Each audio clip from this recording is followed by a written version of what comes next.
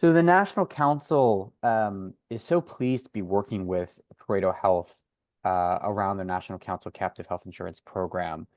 We understand that it is a challenging time for National Council members. It was a challenging time before this year. It's certainly a challenging time in the new year for a lot of reasons. And one thing that our members don't need is uncertainty and financial pain when it comes to providing quality health insurance programs for their employees. And so, we're so fortunate to have great vendors and great partners that we're working with for this captive program. And so today they'll speak a little bit about, how the program works. Um, know that, if you have any questions, if you want to talk more about this is not necessarily something that, you just make a decision for your organization on a whim. We're here to chat. And we really do stand behind this program and the benefit for our members. So thanks again for being here. Before we turn it over to the Pareto Health team, though, I want to turn it over to Greg Robick to introduce himself, given his unique role and important role in the captive program. So, Greg? Thanks, Jeremy, and thanks everybody for taking time out of your busy day to attend.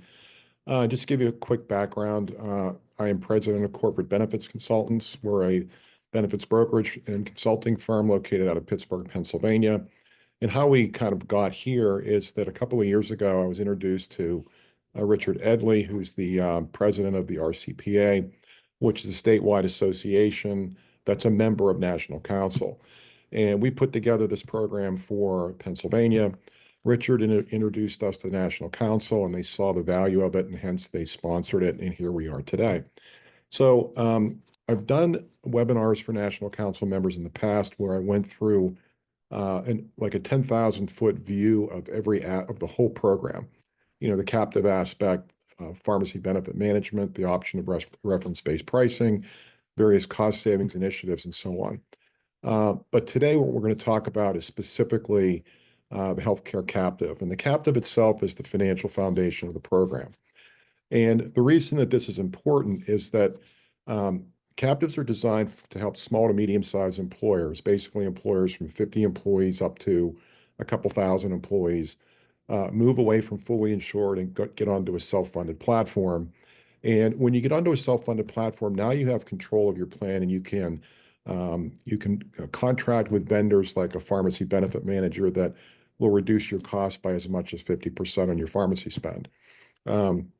You can look at things like reference-based pricing, which is an option that you can reduce your inpatient and outpatient hospital expenses, and many other cost savings initiatives that you can't do whenever you're fully insured because the insurance company controls your plan. And what we're seeing in the marketplace is that more and more employers, small to medium-sized employers, are moving from a fully insured platform to a self-funded platform.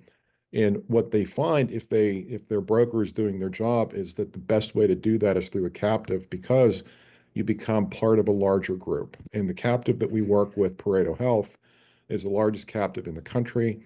And the reason that we selected them, and Peter will get into this, is their stop loss contract is the best contract in the market. And he'll explain what that means once he gets a little farther into it.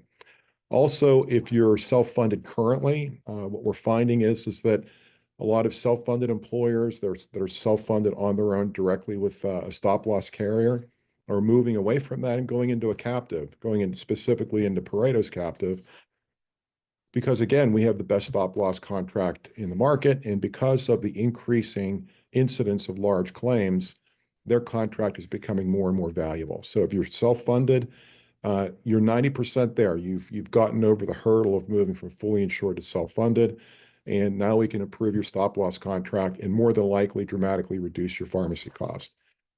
So that's kind of the background is how we got here, and I'll turn it over to Pete Duran. He's with Pareto, and he'll go through in depth into the captive and how it works. Pete?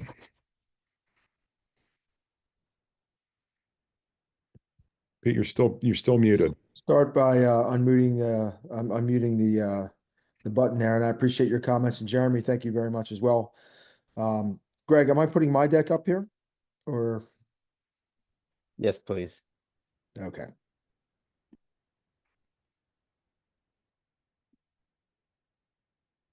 Maybe 1 second, please.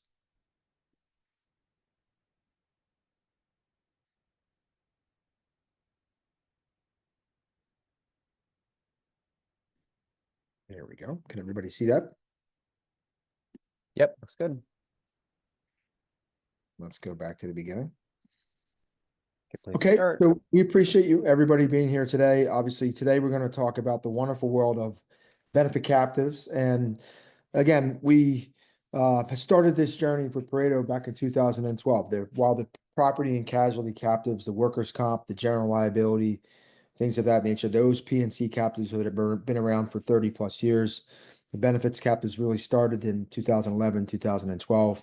That's when Pareto started at the same time. And we're going to talk about, what the insurance program is, what the captive is. And the captive really, by definition, is just a small insurance company. Okay, this is an insurance company, again, that is owned by employers. Now, this is different than most captive programs because most captive programs are owned by an insurance company, or they're owned by a stop loss carrier or a third party entity, maybe a consultant.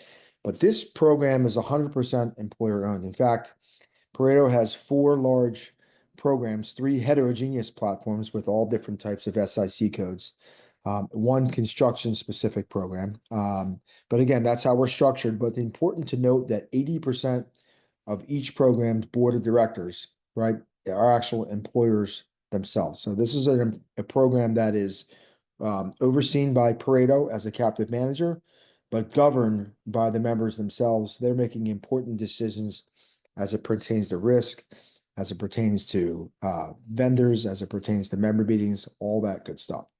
One of the things I can tell you about our program, and this is really, really important to understand, is that we are fully transparent. So we want you to know how you spend every dime in healthcare, both for your employees and for you corporately. We're going to give you all the reporting inside of this self-funded program than you ever wanted to see. Okay, so again, lots of different ways to be transparent. And again, transparency is high on our minds at all times. And so you will see all of your data here at this program. Okay. We essentially do 2 things really, really well here at Pareto. As I mentioned to you before, we're the captive manager. We're not in the property and casualty space. We're not in the life space. We're not in the disability space. We really do just do one thing really, really well, and that's design and construct employee benefit captives. The one thing that we start with, our main mission in life, is to make sure that we reduce the risk and volatility of insurance. Okay, we do that, as Greg mentioned, with a wonderful stop loss policy. We'll talk about that. But essentially, we let employers take risk with each other, and there is strength in numbers. And this program has over 1 million belly buttons that we insure. Okay, some 3,400 clients across the country. Again, we let employers take risk with each other in the hopes that if they have a terrible year or they have a year with volatility, and that's quite possible, that happens a lot these days, right? Then they're going to be helped out by other employers across the country and get better performance out of their insurance program. So that's number 1. The second piece of our main mission is to lower and reduce unit cost of healthcare, right? So how can we give employees a better spin where they don't have to come out of pocket?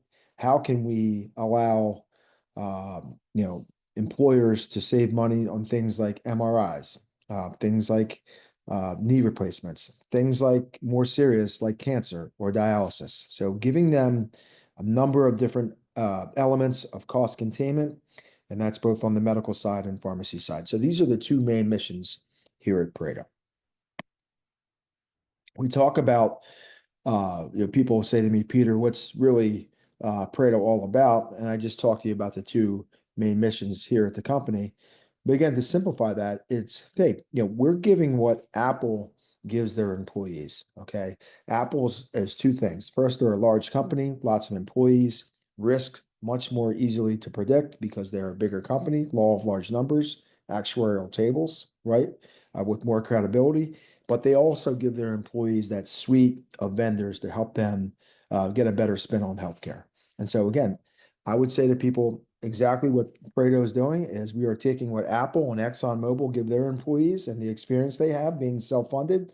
We are bringing that down market to a company with 60 lives on plan, to a company with 250 lives on plan. Typically, any company between let's say 40 employees to 1,000 employees. That's our target, and that's what we do here. I often talk about, and I again go across the country talking about stop loss and the volatility that's in the market today. And the market is decidedly different today than what it was even a couple years ago. And even 5 years ago, when the biggest claim that we would see, as Greg remembers, is $1 million premature baby. Well, now healthcare shows and sees $1 million claims every other week. Okay, it's not the $1 million claims, it's the $3 and $4 million gene and cell therapy claims that we see. So the claims are on the rise. How much are claims on the rise? 14 and a half times that of what they were last year. Okay, and there's a number of different reasons for that. I've listed a few on the page here, not the least of which is specialty drugs, right? We have a number of drugs hitting the market in both last year and again this year. Some 600 new specialty drugs in the last 2 years. Many of them are very, very expensive. Okay. We have a quote unquote maintenance drugs that are $20,000 to $50,000 a month. Okay. And they usually come in bunches, right? You usually get a couple of employees at the same time getting those drugs. That's a severe claim. We also have some drugs that are $2 and $3 million for rare but pricey diseases such as hemophilia. So specialty drugs are here to stay. Lots of them hitting the market, lots of choices there. The biggest reason for me is actually medical technology. So just like in anything else, there's a lot of technology hitting healthcare. Again, I mentioned cell and gene therapy earlier. These are the big claims. These are the $3, $4, $5 million claims that we see. And again, these claims aren't going anywhere because the technology is here to stay. So it's a catch-22 situation. Great technology curing some of the worst diseases and awful diseases in the market.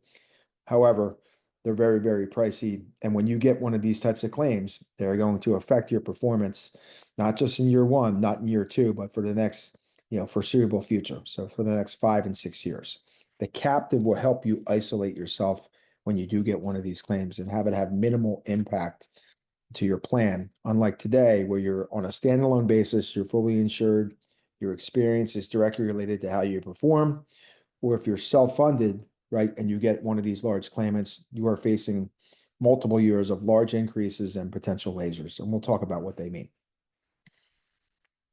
Ultimately, this is the problem that we're trying to solve. This is a slide that's a few years old, but since this slide came out, it's only increased in margin. And you see in the green, that's the cost of a family health plan across the country, some $23,000 plus. Obviously, that's very, very expensive on average. The problem is that the wages aren't keeping track with what plans cost, right? So you have this alligator effect, so to speak. You have employers that are looking at increasing deductibles now for the third or fourth year in a row. They have no choice but to lower deductibles, right? Lower contributions. They're trying to combat these increases that happen year to year, and it's not good for employees. So essentially, we're trying to cure this here at the captive. If we do our job at the end of the year here at this program, we are building reserves. We are putting a bucket of money aside at the end of the year. We are saving clients money where they can reinvest those reserves back into their employees, maybe lower deductibles, maybe increased contributions, and work against this alligator slide that's happening throughout the country. Obviously, we're proponents of self-funding here at Pareto. Everything we do is on a self-funded chassis. Again, we believe self-funding is the superior model. And I say that because what you see here on the left is fully insured.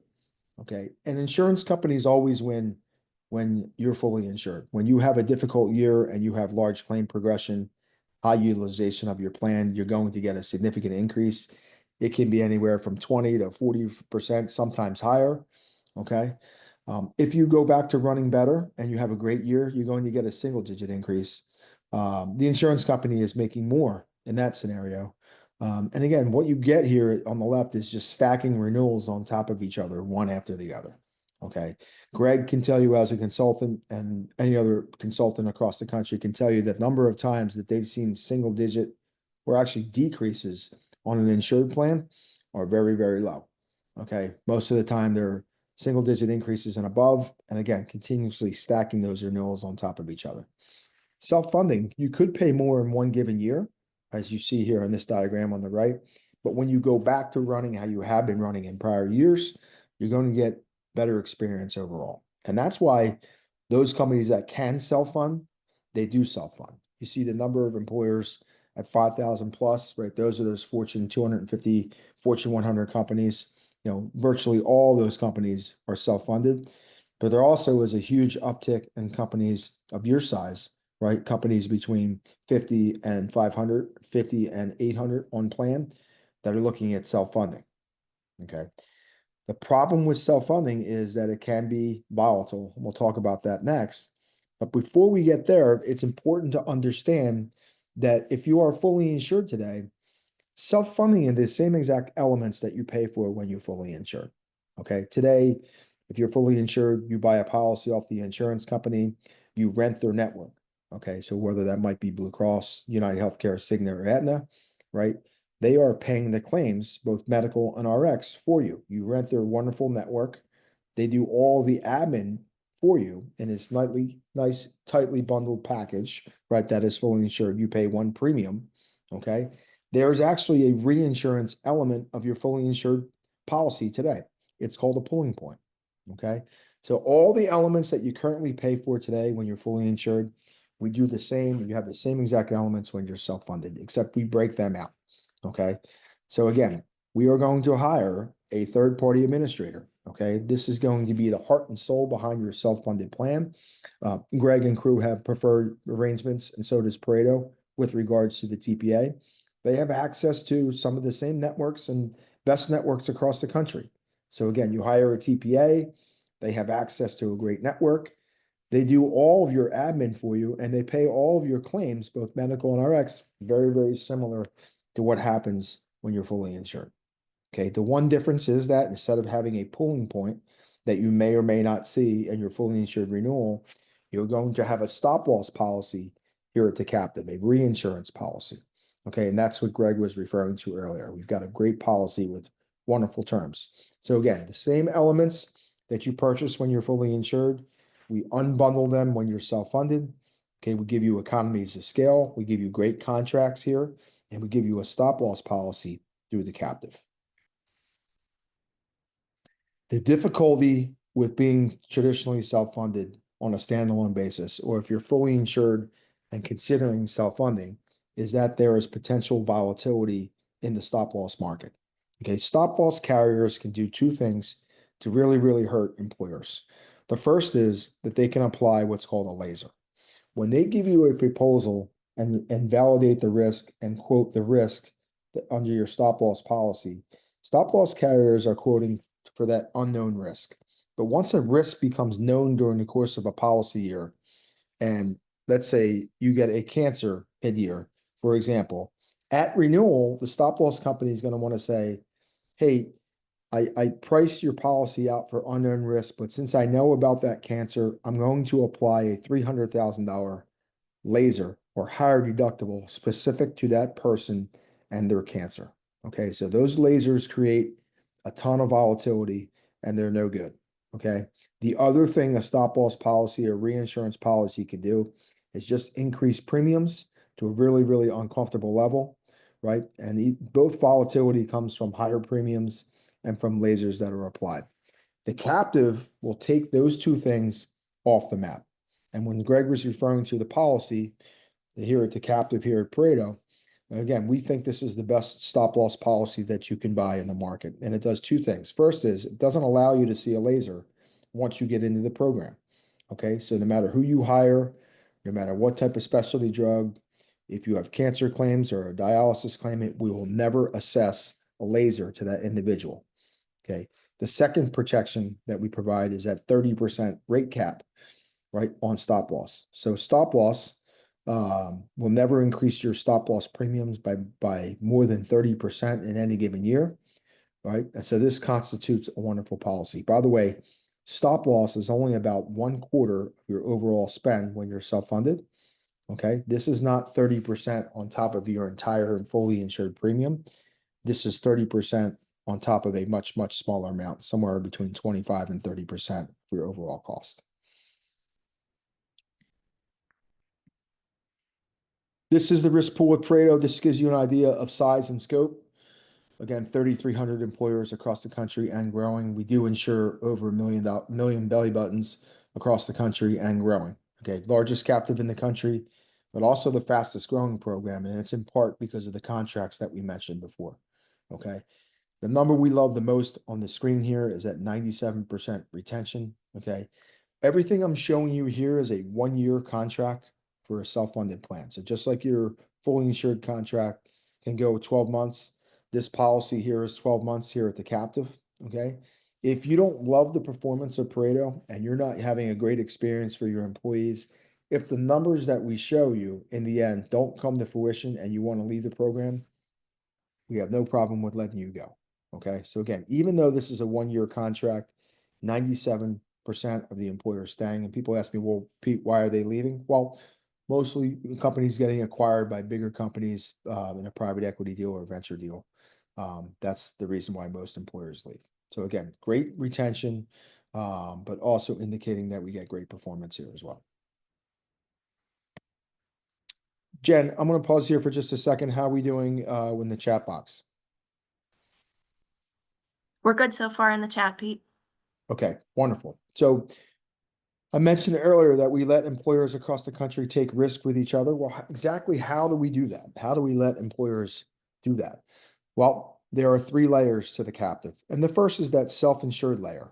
Okay. This is a reinsurance deductible. So a stop loss deductible. Okay. Not to be confused with the plan deductible. So your plan designs, which might have $1,000 deductible or $3,000 deductible, that's for employees. This is your risk deductible, so your stop loss deductible. Very, very similar to that pooling point. In this particular example, this is an employer with about 100 employees on plan that has a $50,000 specific deductible, the self-insured layer. And that just means that employers are going to be responsible for the first $50,000 in claims, okay, for the next 12 months per employee. Okay, now this could be one diagnosis, this could be several diagnoses. But again, on average, an employee with 100 lives is going to have maybe 2 or 3, maybe 4 breaches above that $50,000 specific stop loss. Okay. Think of this as a deductible for auto insurance, where you have to pay the first $500,000 in claims before your insurance company kicks in and pays any claim above that. We don't worry about $1 million claims here at the captive. Of course, we worry about them, but employers don't, because they don't have the risk above $1 million. So don't worry about any claims for an employer above $1 million. And so the captive layer, the layer in which we share risk with other like-minded employer groups across the country, is that layer in the middle between the specific deductible and the $1 million. Let's consider this for just comparison purposes, the big bucket, the Home Depot bucket in the middle of the room, and a bunch of employers sitting around that table, everybody taking a very healthy portion of their stop loss premium and throwing it into that bucket, right? And this is how they're going to share risk. Said another way, when this client has a claim over their $50,000 deductible and under $1 million, or another client in the captive over their specific stop loss deductible and under $1 million, we reach our hand into that big bucket, we take the money out, and we pay the claim.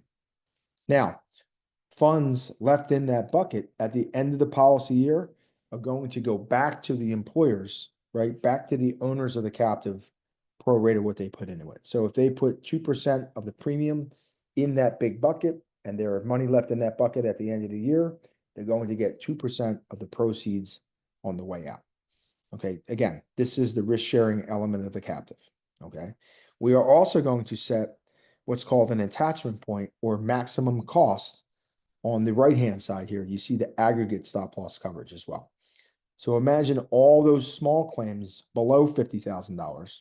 Okay, these are the doctor visits, the specialist visits, the small drug claims. We're going to compile all those claims together and set a limitation for each employer not to exceed. If they do exceed that limitation called the attachment point, then the captive and then the carrier will kick in and pay all claims above that amount. So again, you have protection in the captive, both on the big claims above your specific deductible and against the small claims as well, as we compile all those small claims together, giving you a maximum amount not to exceed. So max cost. So protection from big claims and small claims, both by the captive and then by the carrier on top. I mentioned this is an insurance company that's owned by employers. And any insurance company across the country, right, has got to post that rainy day fund, right? So what happens if we don't have enough money in that big bucket to pay for claims at the end of the year? Well, we've got to replenish that bucket at the end of the year to make the insurance company whole. This is called capital. This is synonymous with reserves, if you've heard the term reserves, or collateral. Okay, so that's that rainy day fund off to the side, right? That potentially we can replenish that big bucket. By the way, this is about 3% of your fully insured premium if you are fully insured today. If you are self-funded, it will be about 10% of your stop loss, your current stop loss premium for the captive. Okay. Again, this goes in this small coffee cup off to the side. So 2 buckets, big bucket for claims, smaller bucket for capital. By the way, this is an asset on your balance sheet. So this is, you won't pay taxes on this number. And it's tax sheltered. We also invested for you. So we invested in money market accounts and low risk investments. It's generally about 15 to 16% return on capital over a 3-year period here at the captive. Okay. And a couple different things that are important. First is that Pareto Captive has about $250 million in our collective coffee cup as far as capital across our 4 programs. We'd have to burn through all that cash in a single year for this program to go upside down. That's a very, very unlikely scenario. So this is a very, very safe investment for employers. That's number one. Number two, if you leave the program, you take the capital with you. Okay, these are your funds. We're not going to hold them hostage. You take these funds with you on your departure should you decide to leave. And I think most importantly, and that's Pareto hasn't had a scenario where we actually have pulled capital in the last 10 years. Okay, so again, it's a program that is not actively pulling capital. We always have enough money in that big bucket to pay for claims. And that's a really, really strong indication as to the underwriting and the strength and the size and the scope of Pareto and the performance that we're getting out of our program here. So again, 2 buckets, big bucket where premium goes to pay for claims, smaller bucket off to the side where we have that rainy day fund for capital. Okay, and again, capital is important to not pulling capital is a sign of strength and solidarity and great underwriting results inside of an insurance company. Wonderful. We're more than halfway through, and I appreciate everybody's time so far today. We're going to talk about the second half of our main mission. So if that first main mission is giving you a great stop loss policy and letting you take risks with employers from across the country, right? Getting the size and scope of Pareto. The second part is how do we lower and reduce that unit cost of healthcare? And we're able to do that using 3 items here: integrated point solutions, interventions, and we're going to show you playbooks as well. But essentially, remember when I talked about what does Amazon and ExxonMobil give their employees? Well, again, the number of programs to help them manage claims. And you see part of our platform here in front of you. Okay. Now, using the buying power of the captive, we charge $2 for access to this entire platform. And by the way, employees are going to get an ID card with a wonderful network on there, and they can go anywhere they want inside that network. None of what I'm about to talk about is required. Okay. So this is the best of both worlds. Wonderful networks, right? With the ability to see and go and see any doctor in that network, but also a number of programs that if you choose to engage with one of these programs, it's likely that as an employee, you don't have to come out of pocket. So no copays and no deductibles for access to some of these programs. Let's take a couple and we'll walk through them here today. The first is KISS card. And think about this for anything outpatient, right? So colonoscomies, for MRIs, for knees, for hips, anything outpatient that we can think about, the KISS card is there for a direct contract, right? So again, I'll give you a great example, and that's me. We have the KISS card here at Pareto. I utilized it a few years ago. I had a knee surgery. By the way, I live in Philadelphia. Rothman Institute in Philadelphia is one of the foremost orthopedic centers in the country. I identified a doctor that I wanted to use. They were in network with Aetna. That was our that is our network that we have access to. The surgery is $148,000. Okay, I was able to use my KISS card, go to the same doctor, the same Rothman Institute, get the same surgery. The total cost for the surgery was about $68,000 through that direct contract. So I was able to save my employer Pareto, $70 or $80,000 on that surgery. Okay. By the way, I didn't have to come out of pocket because I used my KISS card, right? So no copays and no deductibles for me. And I still won because, again, I got access to great care and they made it really, really easy for me. They set up the appointment and all that good stuff. Okay. So imagine if we're able to save $1,000 or $2,000 on every MRI, right? Or every knee replacement, right? Those types of claims. This is how we are methodically lowering the cost of healthcare. And that's just one vendor. Okay. Think about cancer. Okay, cancer is the biggest claim category that we see across the country, and employees engaged in Pareto have choices to make. As an employee, if I get cancer, I can either work with my local oncology doctor and stay there, or I can access Cancer Care's Center of Excellence Network. These are 40 facilities across the country, wonderful hospitals like University of Pennsylvania, like MD Anderson, like Sloan Kettering, where we've got a direct contract through Cancer Care. And what does that mean? Well, that means as an employee, first, we'll pay for their travel to get there, to get care. That's number one. Again, second thing, they don't have to come out of pocket, so no copay or no deductible. And third, more importantly, they're getting wonderful treatment at one of the world-class hospitals across this country, and they're doing so at a price that's much, much less expensive because we have a direct contract there. Again, so that's just a wonderful program. We've been in partnership with Cancer Care for 10 plus years. Wonderful stories there. Cancer Care also looking, second and third opinion, reviewing pathology reports, giving the local oncology doctor a better spin, right? Giving them a better consulting service, because Cancer Care are matter experts on everything cancer. So imagine these types of programs for premature babies, for dialysis, for weight loss, right, and GLP-1s, right? All programs that are available through the captive here, and all at pricing that's much, much more competitive than the open market. Again, $2 PEPM for access in most cases for the entire program. And this is about $40 or $50 worth of vendorship. Again, using the buying power of the captive to give the wonderful programs in conjunction with great networks. I'm going to mention pharmacy, and the reason I do that is because, again, this is the single biggest profit center for any insurance company. Okay, this is where they make the most money, and so we want to pull that away from the insurance company and put these things in the hands of our employers, and we do so first by having wonderful choices, right? So employers are going to choose the formulary drugs they want to cover. They're going to understand if they want their employees to use the generic version of the drug before they use the brand drug. They're going to understand how they want to cover GLP-1s. Do they want to cover it? Do they understand the costs associated with it? Do you want to cover GLP-1s with the intention of covering it for its original purposes, or one of those additional purposes where we've shown success with GLP-1s? So all choices that an employer will make, but whatever they make, whatever choices they make, they're going to have a wonderful contract.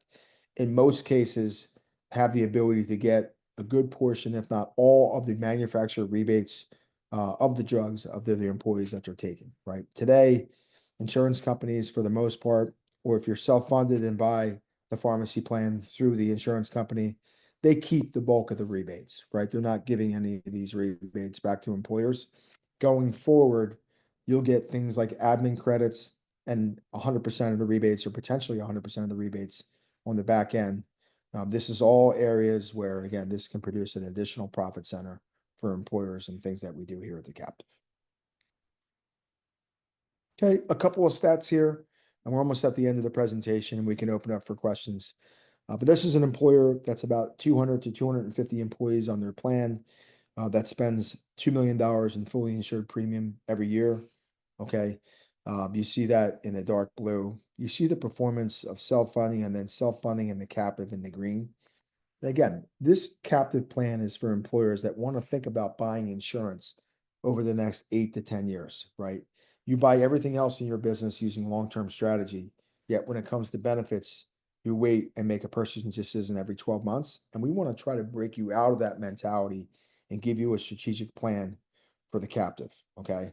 Again, this employer over a 10-year period is able to save a little less than $9 million on their claims, right?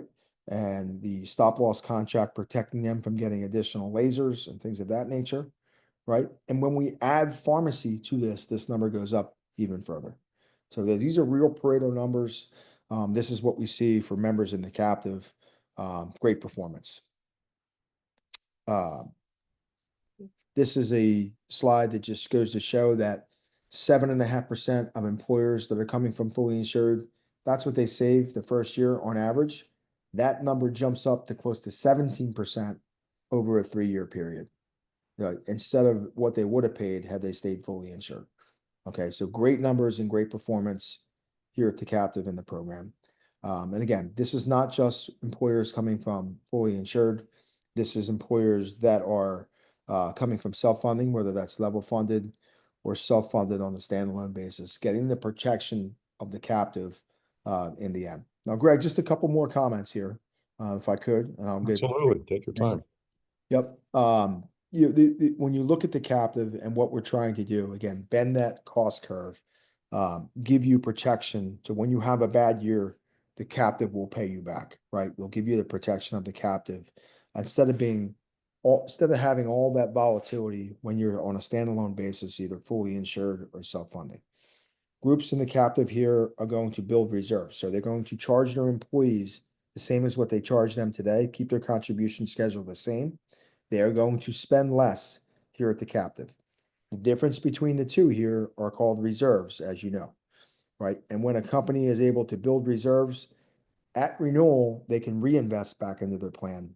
Do things like lower deductibles, Greg. We talked about this, increasing contributions, maybe even giving their employees a quote unquote premium holiday. Hey, for the holiday month, don't worry about your insurance premiums. We value you as employees. We're going to use our reserves to pay your premiums for this month. Now, these are all things that groups inside of the captive, those 3,300 employers, do for their employees year in and year out. Thanks, Pete. I really appreciate it. One thing that I'd like to add, Pete and I and Jen had lunch a week or so ago, and he pointed something out to me that I think is very important.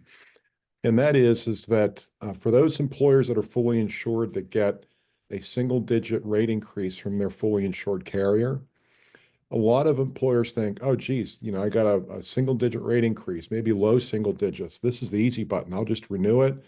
It's a great deal. It's under my budget. I'm thrilled with that. Now I can move on to something else.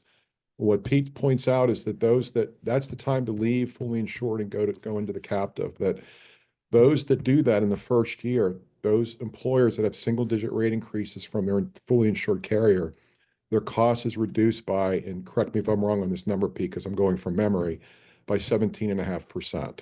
Actually, it's a little closer to 20. It's 19.5% the first year. So I was off. So if you get your renewal and you think, oh, I got a 5% rate increase from whoever it happens to be, I'm doing great. This is easy. If you just renew it, you're putting money in your insurance carrier's pocket and not in yours. That's correct. That's the numbers. It's those employers, that are getting 30% increases. You think the insurance company makes more profit there. It's actually the opposite of that. Those are getting single-digit increases are the biggest profit center for any insurance company. And then one final thing is that if any of the people on the webinar have moved from fully insured to self-funding already, and you're with a carrier or even a TPA, and you're using one of the big three pharmacy benefit managers, Optum, Express Scripts, or CVS, we can save you a substantial amount of money on your pharmacy spend, while at the same time giving you the best stop loss policy in the business. And we matched your current plan designs. We can even, in some cases, keep your current administrator. So it's really a win-win situation for those that are already self-funded. Greg, also important to note that employees, if you're fully insured today, won't know whether you're self-funded or whether you're self-funding in the captive. They're still going to get a wonderful ID card with a great access to a great network that works for your employees, working with all different types of networks, but also have the ability to employ the vendors that we talked about to save some money and on pharmacy as well. Okay. Thanks, Pete. So, curious from folks on the line, again, small group of us, if anyone wants to hop on a mute, I think I just have to unmute you, but you know, you have the experts here on the line. Feel free to sort of get specific with your organization. Again, I think it's a small group, so perhaps there's a lot that others would learn and sort of value from hearing questions. So if anyone has a question, post in the chat. I think you can raise your hand and I can unmute you.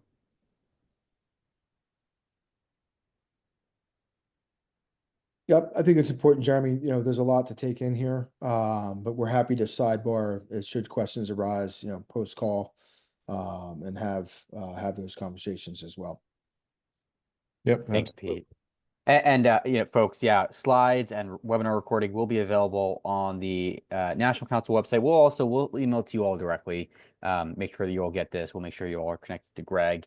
And just to put in a note there, you know, we the National Council have launched this. Obviously, you know, Pareto team been doing this for quite a long time.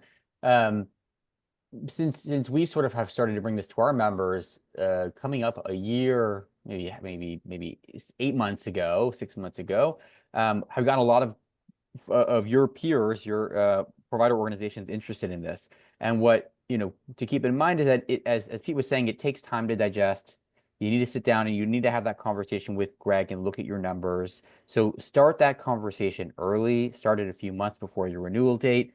If you just renewed and but this is of really interest, have the conversation with Greg now. Like, you know, really get into it early so that you're ready to go when you're ready to make that switch. Jackie asked the question, how does the captive handle issues with providers leaving networks such as mental health professionals? Well, Yeah. we Okay. we contract with you know, it depends on the third-party administrator, but we contracted with Cigna and access their network, and we can also access Aetna and United's network, just their network. And if we find that there are mental health professionals that have left or are leaving the network, we can request that we find out why and request that the network manager, in this case Cigna, Aetna, or United, go back out and ask that they join back into the network. Pete, have you been running into that with seeing mental health professionals leaving the PPO networks? Yeah, I think one of the questions, this is one of the questions that we see a lot of, and that's just that because the contracts negotiated between the insurance companies and the PPO networks are constantly changing. The receipt of the funds from the insurance company often change, especially for mental health professionals. And so again, this is a open dialogue on who's in network, who potentially will be going out of network, and you know, providing additional doctors that can continue care. You know, just providing options to clients and to employees if that changes mid-year. Most of these changes occur at the effective date, so you likely won't be affected mid-year by something like this. But if it does, just we can alert you.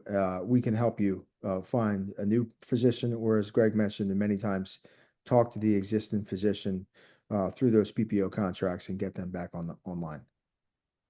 Happens quite a bit though these days. Thanks, Pete, Greg. Thanks, Jackie, for your question. Anyone else? The question? That can be specific to your organization at this point. If you're sort of like, hey, how would we handle this? Yeah, and one final thing, Jeremy touched on it. So the primary renewal dates for employers is July 1st and January 1st. And July 1st, I mean, even though we're in the beginning of February, believe it or not, July 1st is right around the bend. We can begin the process of putting a proposal together as early as March 1st. Okay. And we can get you an indication on the stop loss. We can get you details on, you know, the pharmacy plan, the TPA, the PPO, so on and so forth, so that whenever your renewal does come out from your current either carrier or TPA, we can get that information, which is what we need in order to finalize and firm up the proposal, and then get you a firm proposal, hopefully as early as 90 days before your renewal date, so that you have time to make a decision. If you decide to move to the captive, then time to make that change and implement in a you know, in an orderly manner. So if you're renewing July 1st, now's the time to begin discussions. Thanks, Greg. All right. Well, not seeing any more questions coming in. Reminder that we will be the webinar is recorded. The slides will be available. We'll make sure that you all on the webinar have it emailed directly to you, but also for others who you want to pass it to or other organizations, it'll be on the National Council website. I want to thank Pete, Greg, and Jen for their time today and sharing their expertise. I also want to thank all of you again. As I said on the top of the call, it's a busy and in some ways very stressful time for a lot of us, especially in the behavioral health space and among our members. So I want to thank you all for spending some time with us to learn about this. And hopefully this is something that will be able to help impact your organization for the better, financially, and also the quality of your employees. So thanks, everyone. Have a great rest of your day and week. Thank you very much. Thank you, Jeremy. Bye-bye.